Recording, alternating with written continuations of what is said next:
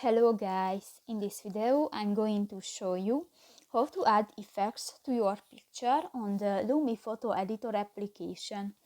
But first of all, I just want to mention, please don't forget to subscribe to our channel, because at 100,000 subscribers we are going to show you our YouTube revenue statistics and growth strategy, how to make money online. So let's jump into it. First of all, open the application on your device.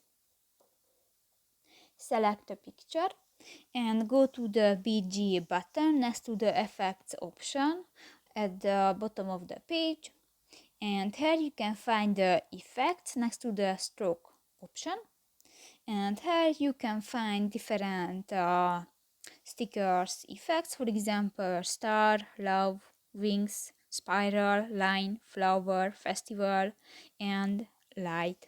And if you want to use one, just click that, and you can edit if you drag the circle on the line, and done. So that's pretty much it for this video, guys. See you in the next one. Bye bye.